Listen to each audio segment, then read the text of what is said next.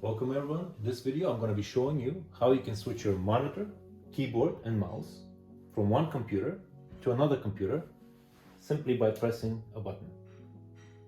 For example, right now I'm connected to computer 1, so my keyboard is connected, so is my mouse and so is my monitor.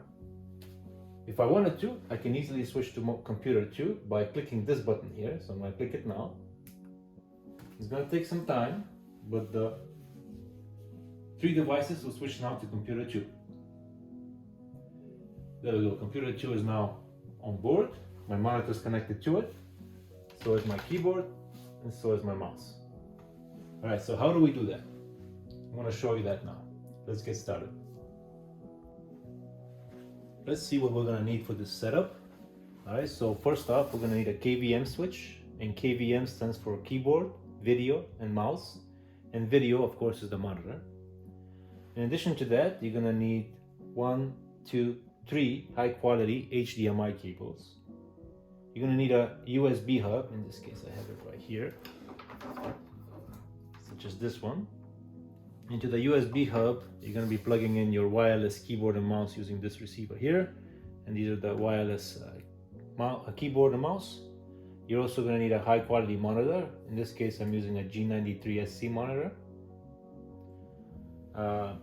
This is optional, but I do have a docking station, and I'll go into why this is helpful for me later. And also for this docking station, as well as the KVM switch, so I can hide them and attach them to the back of my drawer here, I do have some Velcro. So it's nice to have some Velcro so you can attach them to the back and get rid of the ugly, all these cables and boxes. They don't need to be out here. And if you do get a docking station, I would also recommend getting an extension cable, like this USB-C extension cable. It's plugged in here. And finally, you're also going to need 2 computers. In my case, I have my work laptop and my home computer here. Alright, so let's talk a little bit about why you might want to have this docking station, optional docking station. And the reason I have it is because I'm using a computer that I take in and out of the office. It's not a stationary computer like my this PC here. It's a laptop. It's nice to have just one cable you can plug in and out to connect all your peripherals. If I didn't have this, I would have to plug in both of these cables into the back of the PC, which, you know, takes a lot more time and it doesn't look as nice. There's a lot of clutter in the cables and so on. And also, if I wanted to, I can add other peripherals to this USB this docking station, which will again seamlessly connect with a single connection. Alright, so let's take a look at how everything connects.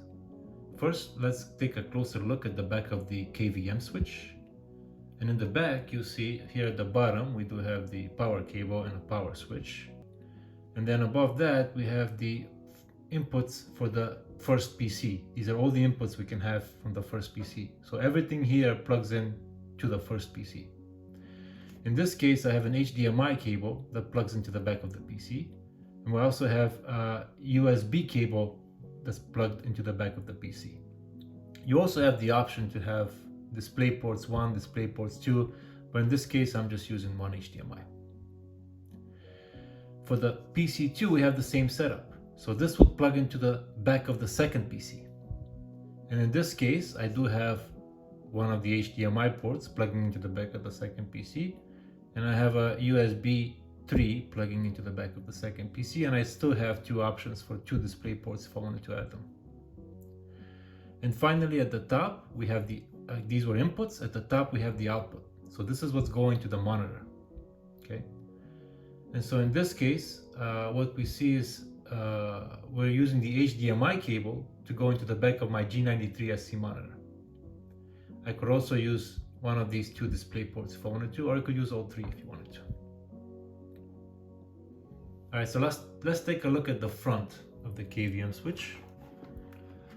And at the front of the KVM switch, we have the outputs for the USB. So here we have the output for the HDMI in the back. The output for the USB is in the front. And now, what are these two here? Well, here we have a USB hub, and the reason I have the USB hub is because the KVM is gonna sit in the back of the my cabinet here, and I won't be able to access these ports. And so to have an extension, have these ports up here, I just have this USB hub, and to the USB hub I have my wireless keyboard and mouse attached.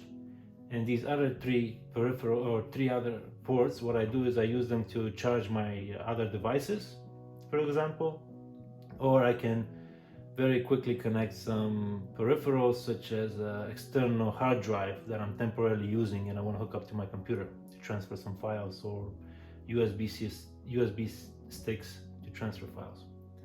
And then we have the this final part right here is this button, right? So it hooks up to the KVM, and this button is what allows us to switch between computer 1 and computer 2. All I do is I click this button, and so since this is in the back, there's another button here you can click for that purpose, but it's too far away. So this allows you to hide this away and have that button somewhere easily accessible for you to switch between computers.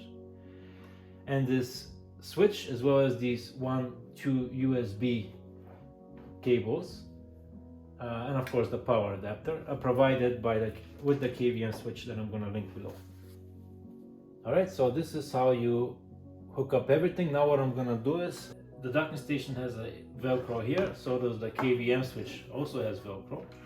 And I'm going to use that to tape both of these, or to adhere both of these to the back of my cabinet so that they're out of the way. So let me show you what that looks like.